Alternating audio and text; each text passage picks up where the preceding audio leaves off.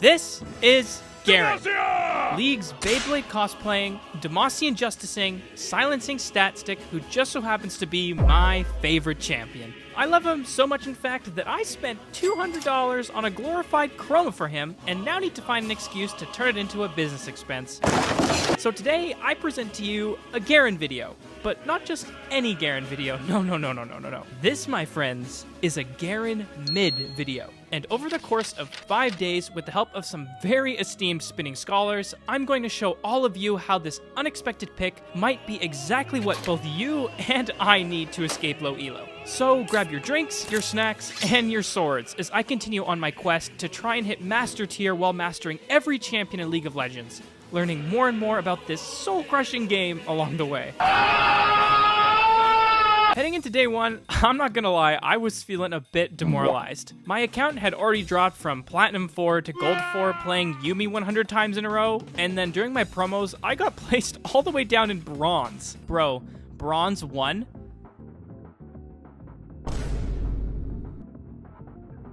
Oh. I knew that to regain any sense of both hope and personal dignity in this challenge, I had to climb out of the elo hell that is Bronze and Silver over these 5 days. And to be honest, Garen mid was kind of the perfect pick to cheese my way through these ranks. Let me explain why very quickly. Number 1, Garen naturally counters a lot of mid laners. For mages, he can naturally just out-sustain their damage in the laning phase with his passive, Doran's Shield, and Second Wind, and then one-shots them later once he gets a Stride Breaker. For assassins, he has a Silence, making their kit almost useless for a couple seconds, and then an ability that counters all burst damage in the game. So yeah, assassins hate Garen at all stages. Number 2, Garen mid has great wave clear and great roams. You can push a wave with your E and Tiamat to get prio, and then roam around the map to gank lanes or be the first to arrive at objective fights. This quality also makes you a lethal split pusher later on. Number 3, Garen is a bit of a weird pick in the mid lane, and many of your opponents may not be used to it in lower elo. This means you can catch them off guard when they make a mistake. So predictable. So predictable. Get f***ed. Speaking of draft, let's get into how my games went on day 1. My goal for today was very simple. Test out some ruins, test out some items, and come up with a game plan. For ruins, I knew from maining Garen top I had 2 options, Conqueror and Phase Rush. Immediately, Phase Rush felt so strong mid. I could use the speed boost to stick onto so many squishy targets, both during the lane phase and in teamfights, one-shotting anyone who tried to escape the sweet embrace of my Demacian justice. Aww. Conqueror, on the other hand, felt a little bit underwhelming. Yes, it did help me out with some early game trades in lane, but the Ruin didn't provide nearly as much value as Phase Rush. You just feel really slow with Conqueror. You kind of go from like a Sonic the Hedgehog on steroid vibes with Phase Rush into like Ganondorf trying to recover in Smash Bros. With Conqueror. With my rune choice out of the way, I moved on to what I should build. My core items every game were Stride Breaker and Boots of Swiftness, as this is what all the top Garen 1 tricks were rushing. Then, you had a bit of a choice. You could either focus on damage, building items like Phantom Dancer and Mortal Reminder, or some more split push focused items like Hull Breaker and Dead Man's Plate. I basically spent all day trying out a bunch of combinations of items to see what felt best for me and my playstyle. I found myself really enjoying Hull Breaker in particular because it fit into the basic game plan I'd been following to get some wins. Like I mentioned earlier, one of Garen's big strengths is his wave clear, which allowed me to greatly impact the map at almost every point in the game. Once I had my team at, I'd just get mid-prio over my lane opponent and constantly roam, getting leads for my team in both top and bot. And then during the mid and late game, I'd use my wave clear, demolish, and hull breaker to cut through my opponent's towers, sometimes taking their nexus before anybody could even respond to me. Hello? What the fuck? They just were like, it's just a nexus. It's fine. What the fuck just happened? At the time, I saw this strategy as a huge success. I went 7-4 in my games on the day and climbed out of Bronze 1 into Silver 3. So we climbed pretty far today. We almost climbed 2 whole divisions. So I'd say very successful first day. Thank fuck I got out of Bronze on the first day of this challenge. Holy God. It was by no means perfect though. Looking back, I'd say that throughout this first day, I got a little too committed to the split push, leaving my team to die mid lane in uneven fights, or getting caught in a side lane when I'd push up too far. Not good. Not good. Thankfully, on day 2, however, there was a certain Garen GOAT who called me out on this and helped me completely revolutionize my gameplay throughout the rest of this challenge. Because I thought I was doing quite well going into my second day, I kind of kept things the same at the start, just adding one extra goal for me to keep in mind during my side lane adventures, hitting 10 CS per minute. This idea came to me from YouTube Shorts, of all places, when a video from LS popped up talking about what I needed to do to have more success as a mid laner.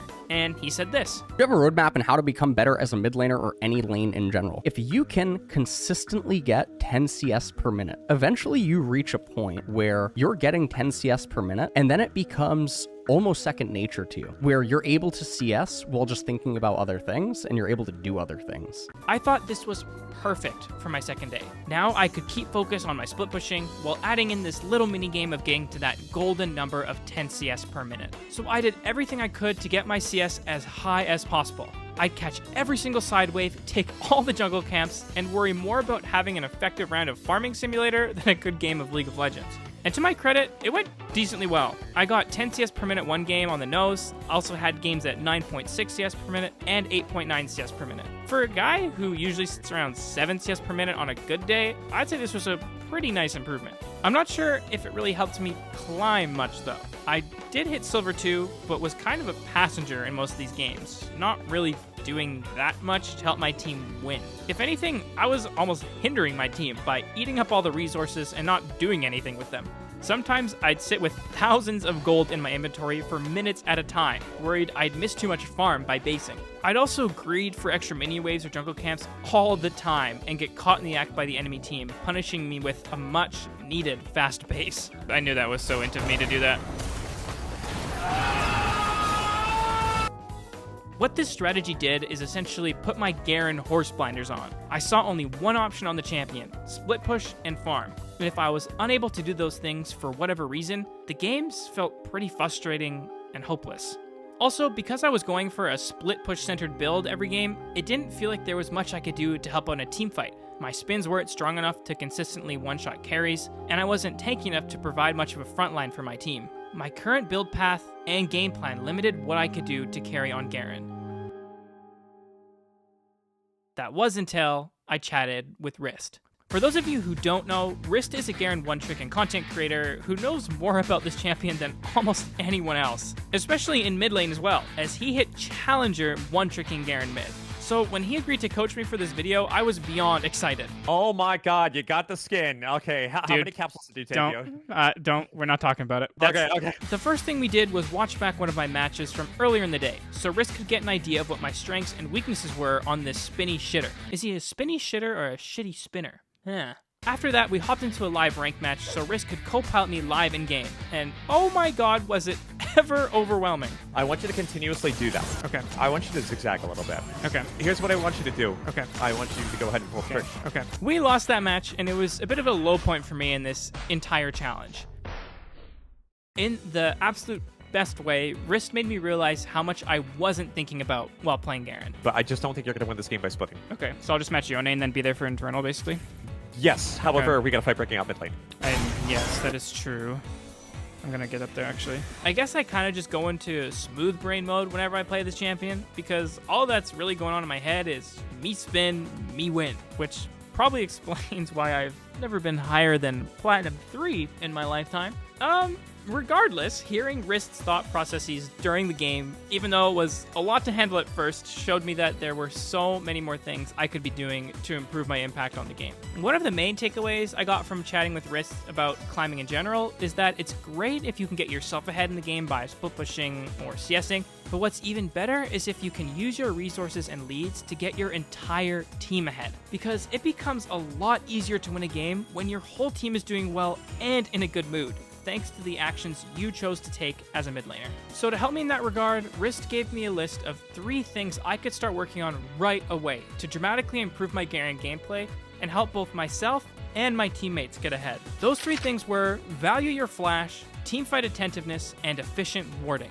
I tried to work on all 3 of these things during a game after our coaching session, but got way too overwhelmed trying to implement everything at once. Man, I'm almost like feeling more overwhelmed after the coaching. Like I'm almost like overcomplicating things. I feel like I need to like break it down into steps or something instead of trying to like do everything all at once. So instead, I decided that over the final 3 days of this challenge, I'd spend each day focusing on one item from that list in the hopes that it would unlock the potential risks on me as a Garen player and also help me get the hell out of silver. Day 3 was all about valuing my flash. Riss made a point about how I didn't really put a lot of weight on my flash as a cooldown. I kind of just used it whenever I wanted to make a fun play, or if I saw an opportunity to get a kill, even if that kill wasn't very important. I don't know if I needed to do that, but I did it. Okay, all right. It's okay. We'll talk about that later. We'll talk about that later. Sometimes I'd even use my flash in situations when, if I was just a little bit more patient, I may not have needed to flash in the first place. Okay, Should I great. flash on this guy? Go back to mid. Yeah. Okay, I'm gonna challenge you to not do it. Okay. See if you can get a kill on him without flashing. Okay. See? Okay. Look. I also sometimes just completely wasted it because it's me. But I mean, it's kind of expected at this point. So instead of just flashing whenever I felt like it, I made a conscious effort to value my flash for the rest of this challenge and treat it like a resource that should be only expended when it has massive value. For example, when getting a solo kill that allows you to take a tower. Do I get mid tower off it? I think I do. That was a good flash because I get mid tower off of that kill. So I'd say that's a good flash. Blowing up a carry before or during an important fight, or escaping a stupid situation I inevitably get myself into at least once a game. Once again, there is a reason I've never been higher than Platinum, guys. It's not a secret, okay? Regardless, today taught me that there was so much value in having flash available, especially on a champion like Garen. It's something that not only secured me some wins today as I promoted into Silver 1, but also helped me throughout the rest of this challenge, especially on day 4, which was all about team fights and camera control. Having your flash up for those big game-opening team fights was massive, but it can be kind of hard to know when to best use said flash when you aren't even looking at the fight you're about to join. Riss told me that I had a bit of a bad habit playing like I'm on lock screen sometimes, refusing to look around the map and instead stare at the worst financial investment I've ever made. Like I mentioned earlier, my strategy on Garen mid up until this point in the challenge was to split push as much as possible, trying to ignore teamfights and instead focus on farm and towers. So I didn't really see a need to look around the map and just kind of tunneled on my one goal instead. Rist, however, challenged me to change my approach and look at how I could combine side lane pressure into some great teamfights. I could push a wave, forcing someone from the enemy to match me, and then use my superior movement speed to get to the fight faster than my opponent, flanking the enemy team and creating a 5v4 teamfight opportunity. This also forced me to be much more proactive with my camera. Instead of just watching myself run across the rift, I panned my camera to the upcoming teamfights, so I could evaluate the opposing team's position and plan out a flank so I knew exactly who I was going to blow up. Seeing how much I could impact the game through teamfighting instead of only split pushing prompted me to change up my build path as well. I essentially dropped Hullbreaker completely and went fully into Phantom Dancer, Immortal Shield Bow, Mortal Reminder, all the crit items you could want. Reason being is because now I could both send carries and towers into the Shadow Realm at the same time. I'd say this change, in combination with now having my flash for those big teamfights, was my largest learning moment in this entire challenge. I now saw what Risk meant by getting leads both for yourself and for your team. I no longer need to think about carrying the game on my own. Through better macro, smart building, and efficient planning, I could translate my lead around the entire map. One moment I'm split pushing for towers, getting tons of gold for my team, and the next I'm spinning twinning in team fights, helping us secure objectives. On both days 4 and 5, this change in game strategy did wonders, helping my team and I win some crucial fights at critical points in the game. Some of these fights I may not have even shown up for a day prior, and because I was there, I was able to change the entire outcome of some of these games.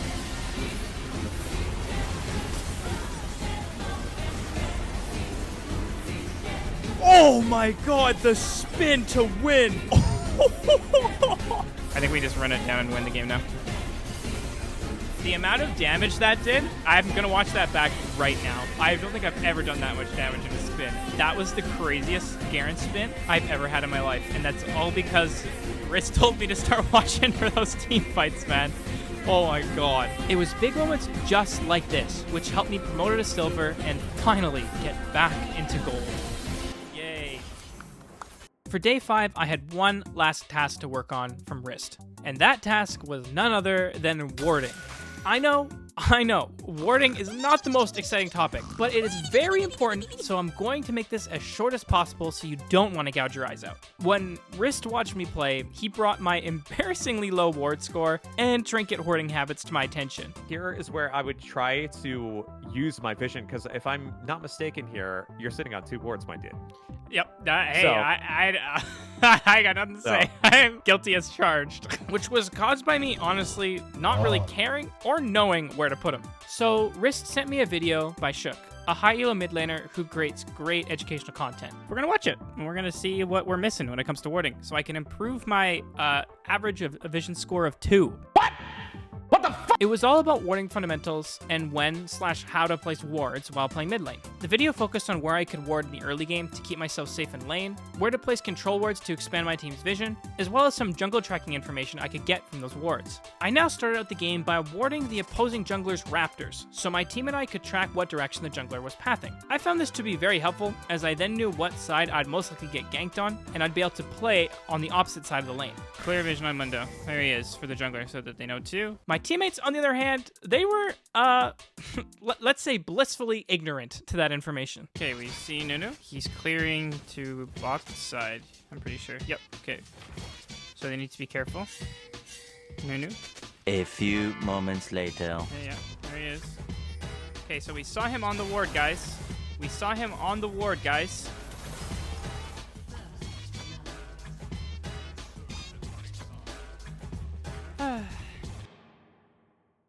In terms of control wards, one option Shook recommended was putting one in the lane rush and using that vision coverage to either clear out enemy wards or push up into the enemy jungle to get deeper vision. I was able to pull all this warding stuff off a couple times, but it was by far perfect on day 5, and it is still something for me to work on going forward. There were multiple times today where I'd still get caught with 2 trinkets in my inventory, and it wasn't my best work. I don't know where anyone on their team is. Okay, so right now... Okay, fuck me.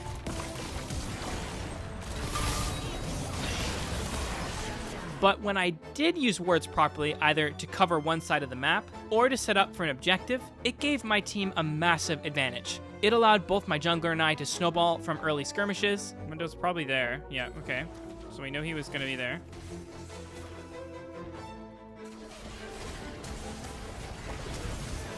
Gonna ignite him. Okay, that ward let me know Mundo was going to be there, so I could roam in advance and help my jungler get the kill and secure Scuttle Crab. Hell yeah! As well as help my team hold positions while neutral objective was going down. Okay, let's set up our vision now around Dragon. Gonna put a control ward like here. Okay, we have vision of where they're coming. Now Mundo's right here.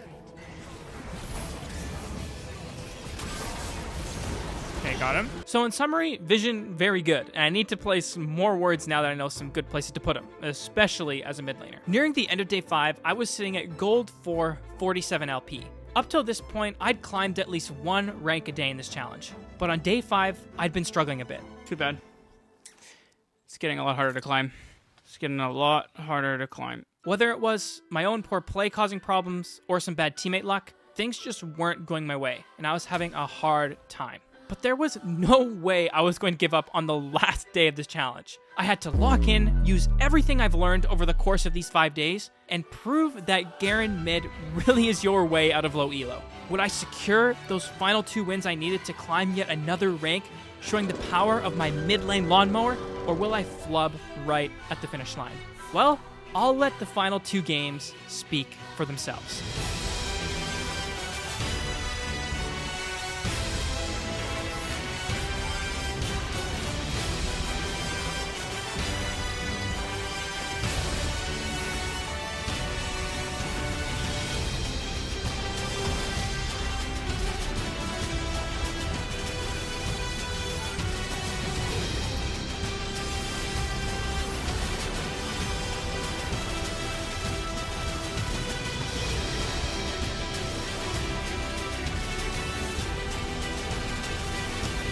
Please?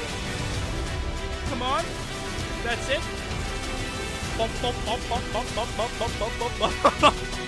We officially escaped the depths of bronze and silver and climbed all the way up to gold 3 in 5 days. I had so much fun taking my champion into a new lane, but I also learned so much about mid lane fundamentals over these 5 days that I can't wait to apply more of them into some mid lane champions in this challenge. But unfortunately, those mid laners are going to have to wait, because there was a certain champion update recently beckoning me back to top lane. A little creature whose mushrooms and maniacal laughs haunt the rifts of many. A character who some would say more closely resembles the devil than a champion. It's time to master the new Teemo. Hey, thank you all so much for watching this video. First of all, massive shout out to Wrist. You're an absolute homie for wanting to do this challenge with me. Your coaching and your training was absolutely unbelievable. If any of you need some help with some coaching, whether it's Garen or any champion, please go hit him up. I'm going to have him linked down in the description. Also, if you enjoyed this video and want to get a behind the scenes look at how these videos are made, I live stream the entire production process over on Twitch. So if you're interested in helping me play these games live or want to hang out with me while I write these scripts with chat's help, head on over to twitch.tv/DimpleTheDragon to be a part of the community. I'll see all of you over there.